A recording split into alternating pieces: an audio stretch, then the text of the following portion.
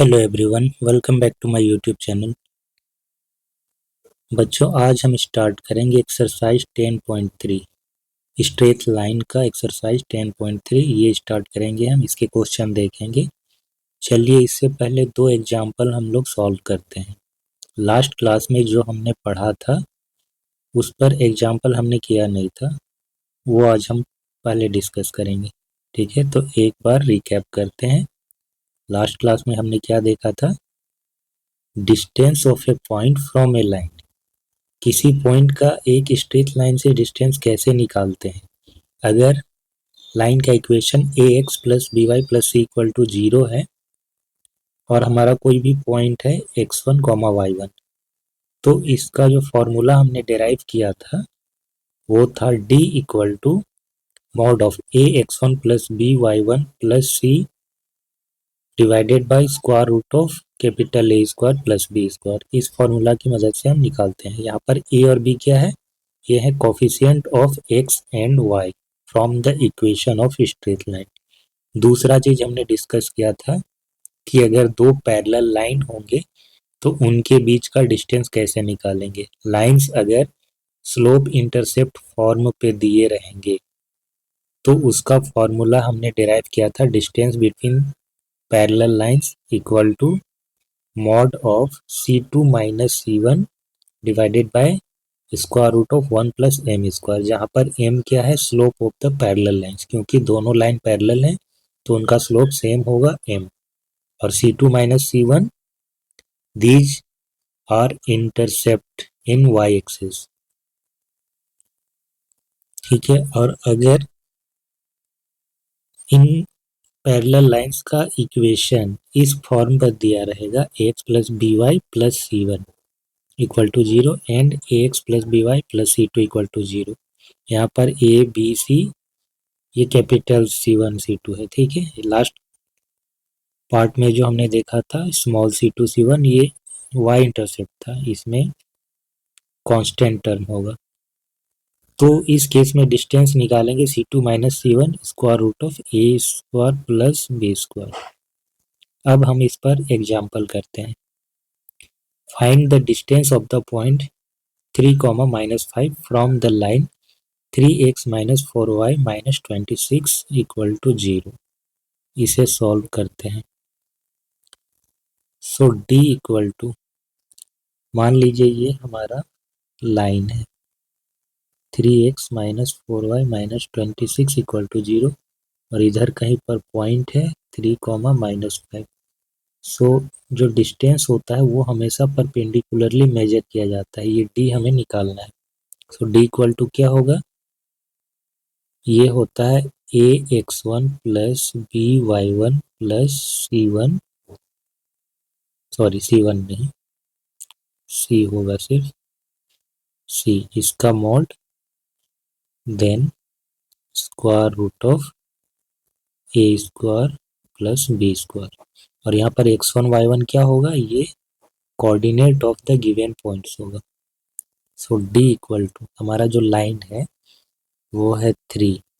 अब इसमें पॉइंट हम रखेंगे 3, -4 और ये -5 माइनस 26, इसका मॉड हो जाएगा then divided by square root of a square plus b square. A यहाँ पर 3 है प्लस बी क्या है? -4। 9 plus 20 minus 26 divided by 9 plus 16। 20 minus 26 -6 होगा, 9 में 6 जाएगा तो ये 3 डिवाइडेड बाय ये 25 होगा, इसका स्क्वायर रूट 5 तो 3/5 इतना आएगा 0.6 यूनिट। क्योंकि यहाँ पर सेंटीमीटर या मीटर नहीं दिया गया है ऐसा कुछ भी, हम इसे सिंपली यूनिट लिखते हैं। फिर एक दूसरा एग्जांपल देखते हैं जिसमें दो पैरेलल लाइन दिए गए हैं। अब ये हम डिस्कस कर चुके थे कि पैरेलल लाइन का जो इक्वेशन होता है वो सिर्फ कांस्टेंट टर्म से ही डिफर करता है। 7 और 5 ये कांस्टेंट टर्म है, ये अलग अलग है। बाकी चीज़ें देखिए सब कुछ सेम है। सो इसके बीच का हमें डिस्टेंस निकालना है। पैरेलल लाइन के बीच का डिस्टेंस हम देख चुके थे, क्या था? Constant term C2 minus C1 का mod divided by square root of 1 plus m square, ये था। ये तब था जब स्लोप इंटरसेप्ट फॉर्म दिया रहेगा, तब यहाँ पर C2 और C1 तब y इंटरसेप्ट होगा। लेकिन ये ax plus b y plus c equal to zero वाला फॉर्म है, तो यहाँ पर ये C2 C1 कांस्टेंट टर्म हो जाएगा। और ये तब m वाला यूज नहीं करेंगे, तब हम इसको यूज करेंगे। ठीक है, ये यूज करेंगे हम। सो क्योंकि लाइंस पैरेलल है, यहाँ पर a और b सेम रहेंगे। ठीक है, बस C1 C2 ये चेंज हो रहा है। सो C1 इक्वल टू 7 ले लीजिए, C2 इक्वल टू 5 लीजिए। C1 माइनस C2 कीजिए या C2 माइनस C1, बात बराबर है क्योंकि मॉड में लगा रहता है। सो अगर ये हमारे पैरेलल लाइन है,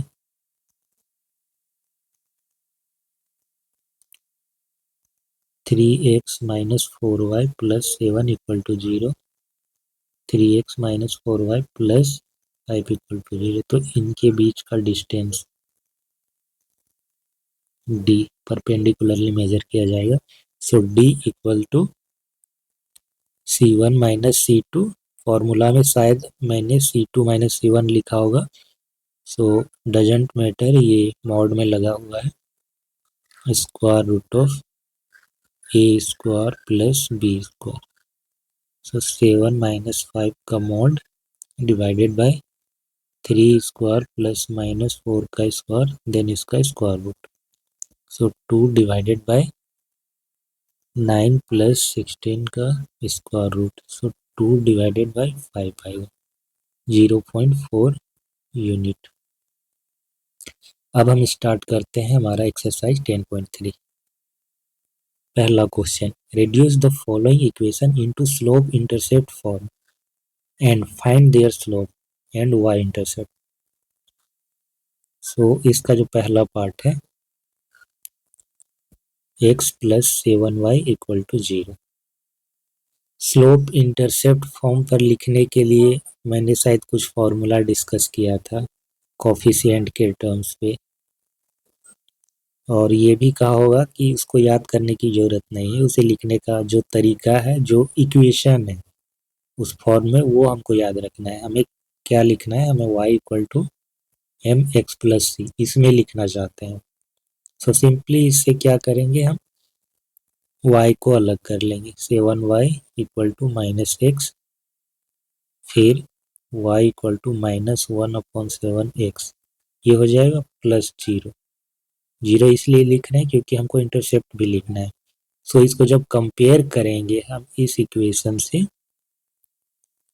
सो m इक्वल टू मिलेगा -1/7। Comparing with y equal to m x plus c, m equal to -1/7, ये स्लोप हुआ। ये हमारा स्लोप इंटरसेप्ट फॉर्म हो गया जिसे हमें लिखना था, और इसकी मदद से फिर हम स्लोप बता दें और y इंटरसेप्ट। स्लोप ये हो गया, एंड c इक्वल टू 0, ये रहा y इंटरसेप्ट। इसका दूसरा part, 6x plus 3y minus 5 equal to 0, 3y equal to minus 6x plus 5। So y equal to 3 से डिवाइड कर देंगे तो -2y plus 5 divided by 3। Compare करेंगे तो m इक्वल टू -2 आएगा, c इक्वल टू 5/3 आएगा। ये हमारा स्लोप इंटरसेप्ट फॉर्म, और ये स्लोप और y इंटरसेप्ट। इसका तीसरा part, y equal to 0। y equal to 0 क्या होता है, ये x एक्सिस का ही इक्वेशन है। ठीक है, x एक्सिस का जो इक्वेशन होता है वो y इक्वल टू 0 होता है, और वाई एक्सिस का क्या होता है, x इक्वल टू 0, तो y इक्वल टू 0। अब जो x एक्सिस है उसका इंक्लाइनेशन 0 है विथ इटसेल्फ, यानी कि स्लोप 0 हो जाएगा, वो दिख भी रहा है इक्वेशन से। y equal to 0 x plus 0 ऐसे लिख सकते हैं। So m equal to 0, slope 0 हो गया और x इंटरसेप्ट भी 0 हो गया। Question number 2, reduce the following equation into intercept form and find their intercept on the axis। Again यहाँ पर a b कंपेयर करके वो नहीं करेंगे हम। ऐसे तो क्वेश्चन दिया गया है a x plus b y plus c equal to 0 के फॉर्म पर, और जो वो होता है वो हमारा x upon a plus y upon b equal to 1 होता है। अब यहाँ से हम सीधे सीधे इस इक्वेशन की मदद से ही हम लिख देंगे इस फॉर्म पर। हम कंपेयर करके कोफिशिएंट ए बी सी ये नहीं लिखने वाले, ठीक है।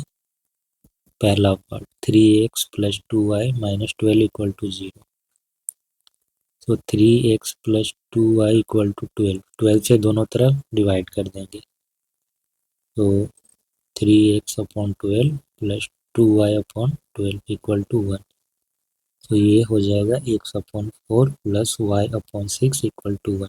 ये रहा हमारा x इंटरसेप्ट फॉर्म में, जहाँ पर x इंटरसेप्ट होगा 4, x intercept equal to 4, y intercept equal to 6। दूसरा part 4x minus 3y equal to 6, 6 से डिवाइड कर देंगे तो x अपॉन 6 और 4 को नीचे ले आते हैं, प्लस y अपॉन 6 और माइनस 3 इसको नीचे ले आते हैं, ये हो जाएगा 1। x अपॉन ये कितना हो जाएगा 2 3 जा 6, 3 डिवाइडेड बाई 2 ये आएगा, plus y upon minus 2 equal to 1। So x intercept equal to 3/2, y intercept equal to -2। y intercept -2 आने का मतलब है कि negative side of y axis उसमें कट कर रहा है। इसका तीसरा part 3y plus 2, 3y plus 2 equal to 0, 3y equal to 2।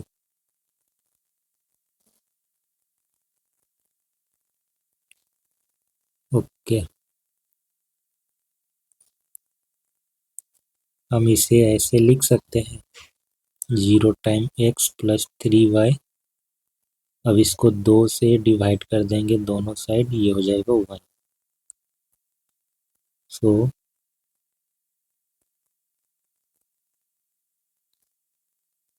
ये जो इक्वेशन है ये x एक्सिस के पैरेलल होगा, केवल y इंटरसेप्ट आएगा। सो y इंटरसेप्ट क्या हो जाएगा, क्योंकि ये पूरा टर्म ही 0 है, यहाँ पर 2 और फिर नीचे 0 लिखने का मतलब नहीं बनता है। ये y divided by 2 upon 3 equal to 1, तो केवल y इंटरसेप्ट आएगा। x इंटरसेप्ट क्या होगा, ये होगा 0, y इंटरसेप्ट ये होगा 2/3, क्योंकि ये जो लाइन है वो x एक्सिस के पैरेलल होगा।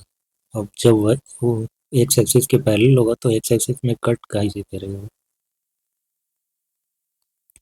क्वेश्चन नंबर 3 देखते हैं, reduce the following equation into normal form, find their perpendicular distance from origin and angle between normal and positive x axis.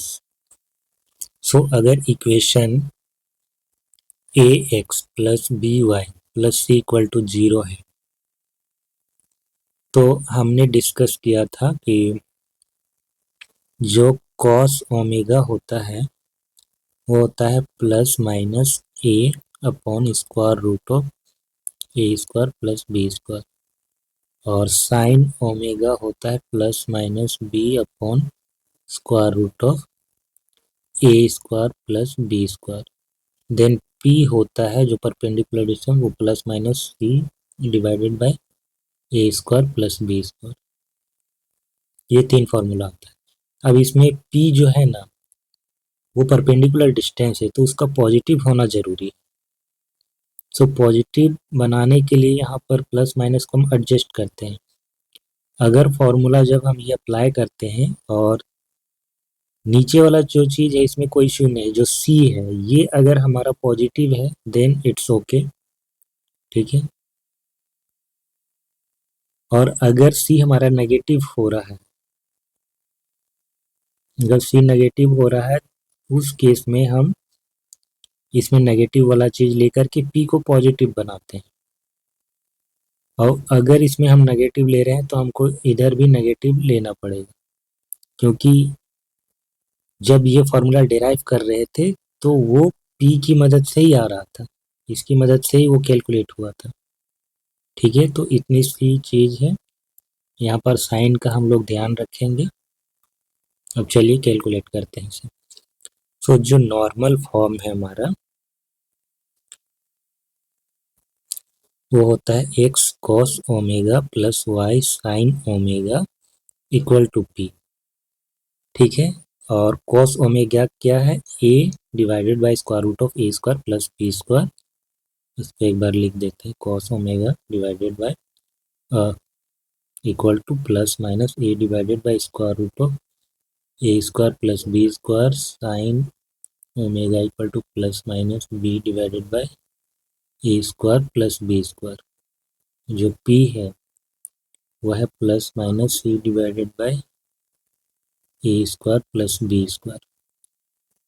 So individually cos omega sine omega और p निकालने से अच्छा है, क्योंकि यहाँ पर ये जो इक्वेशन दिया गया है हमारा पहला पार्ट में x minus root 3y plus 8 equal to 0, तो यहाँ पर आप देखेंगे कि ए हमारा क्या है 1 है, बी क्या है रूट 3। क्यों ना हम इसी में डिवाइड कर दें square root of a square plus b square से सब में, और ये हमारा सी है इसमें भी डिवाइड हो जाएगा, तो ऑटोमेटिकली ये आ जाएगा कॉस ओमेगा, ये आ जाएगा साइन ओमेगा, इसको इधर करेंगे ये आ जाएगा पी। और ऑब्वियसली हम यहाँ पर साइन का ध्यान रखेंगे। सो सबसे पहले हम इसको ऐसे लिखते हैं, x minus root 3y equal to -8। अब हम डिवाइड करेंगे, डिवाइडिंग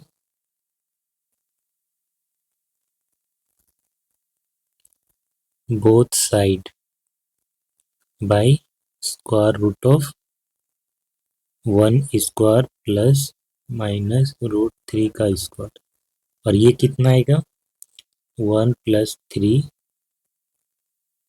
दैट इज 2। सो इससे हम डिवाइड करना चाहते हैं, x divided by 2 minus root 3 divided by 2y, और ये माइनस ऑफ 8 डिवाइडेड बाय 2। अब देखिए जो साइन वाला चीज़ हम बता रहे थे, अगर हम अलग से निकालते उसमें तो फिर हम इसमें माइनस वाला लेते, इसको पॉजिटिव बनाने के लिए जो सही होता वो चीज़ लेते और उसी के अकॉर्डिंग इनको भी एडजस्ट करते। बट यहाँ पर एक फ़ायदा है कि जब हम डिवाइड कर रहे हैं देख रहे हैं कि यहाँ पे p नेगेटिव आ रहा है, हम क्या करेंगे नेगेटिव -1 से मल्टीप्लाई कर दे दोनों साइड, तो ये हमारा पॉजिटिव बन जाएगा और इधर भी ऑटोमेटिकली माइनस वाला चीज़ आ जाएगा।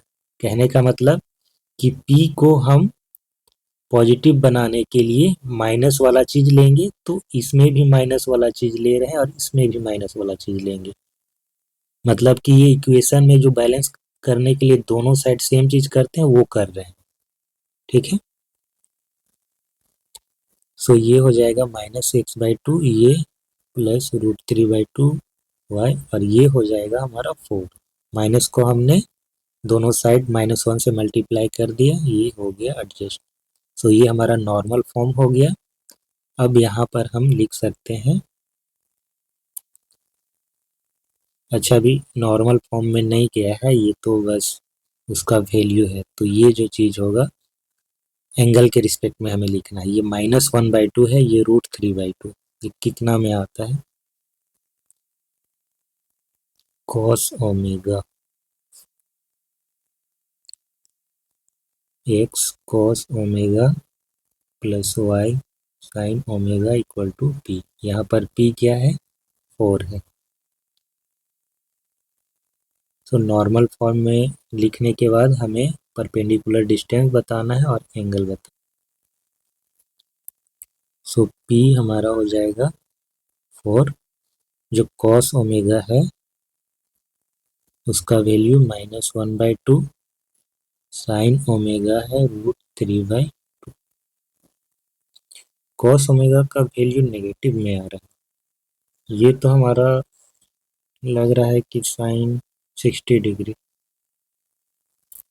और ये माइनस ऑफ कॉस 30 डिग्री, नहीं 30 में ये √3/2 आता है, ये भी 60 डिग्री। बट यहाँ पर माइनस में है, इसको एडजस्ट करेंगे। किस में जाएगा? सेकेंड क्वाड्रेंट में साइन पॉजिटिव रहता है, कॉस नेगेटिव होता है, तो ये हो जाएगा साइन 180 माइनस 60 डिग्री, और ये हो जाएगा कॉस 180 डिग्री माइनस 60 डिग्री।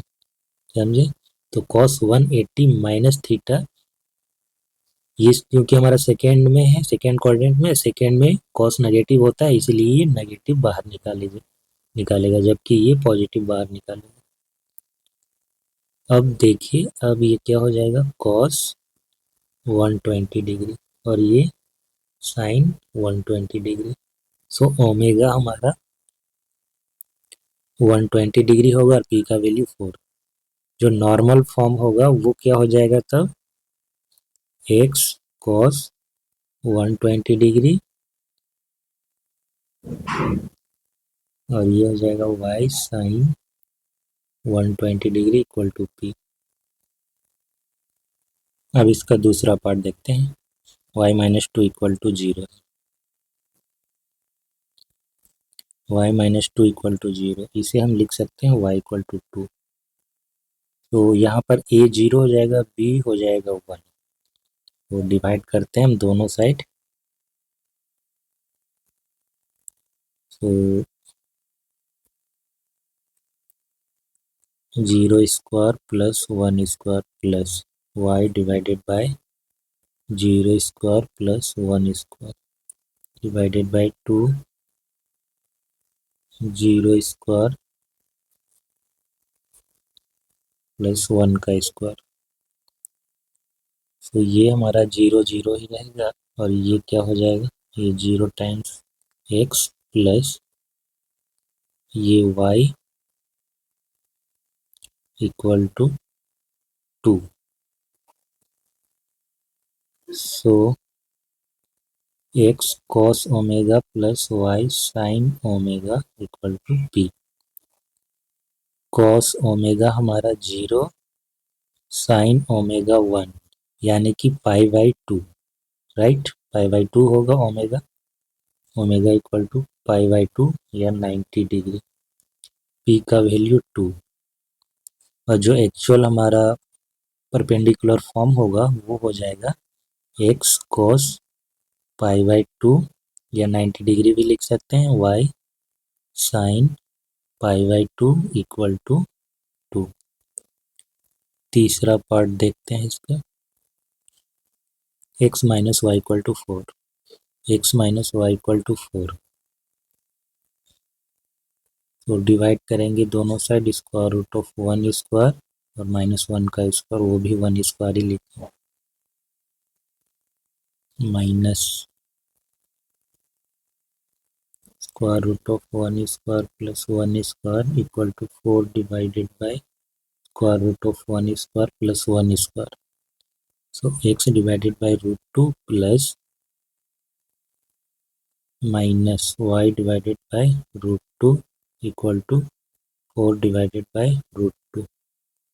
तो ये हो जाएगा 2√2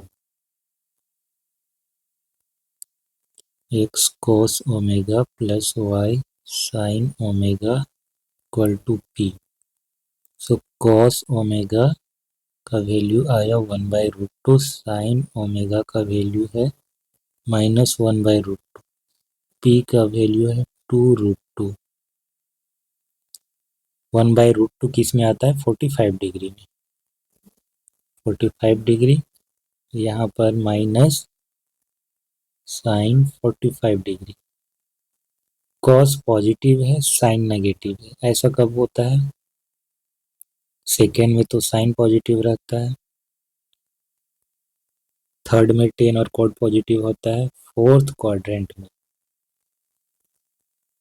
सो फोर्थ क्वाड्रेंट में साइन नेगेटिव होता है, ये हम जानते हैं। अब इसको हमको एंगल को अरेंज करना है। फोर्थ क्वाड्रेंट में अगर है तो हम लिख सकते हैं 270 डिग्री प्लस थीटा या फिर 360 माइनस थीटा। इस वे में हम इसको अरेंज कर सकते हैं, बट 270 प्लस थीटा अगर लिखेंगे तो उसमें साइन बदल के कोस हो जाता है, कोस बदल जाता है साइन में। हमको सेम चीज़ रखना है तो हम ये यूज करेंगे।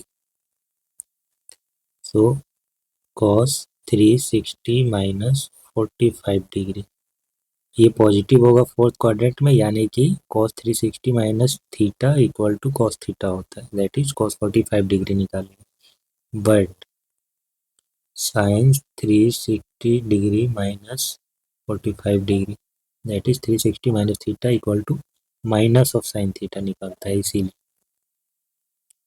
तो ये कितना हो जाएगा? 360 में 45, 5, 5 में 4, 1, 315 डिग्री, राइट। और ये भी 315 डिग्री, एंगल सेम होगा। So omega equal to 315 degree, और पी का वैल्यू तो पता ही है। सो ये थे आज के क्वेश्चन। आई होप कि आज का क्लास आपको पसंद आया होगा, जो भी मैंने एक्सप्लेन किया। कोई भी डाउट होता है तो आप कमेंट सेक्शन में पूछिए, उसका आंसर दिया जाएगा। और प्लेलिस्ट में जा कर के आप पुराने लेक्चर देख सकते हैं। नोट्स के लिए हमारे टेलीग्राम चैनल को फॉलो कर लीजिए। ठीक है, मिलते हैं नेक्स्ट क्लास में। Thanks for watching, have a nice day.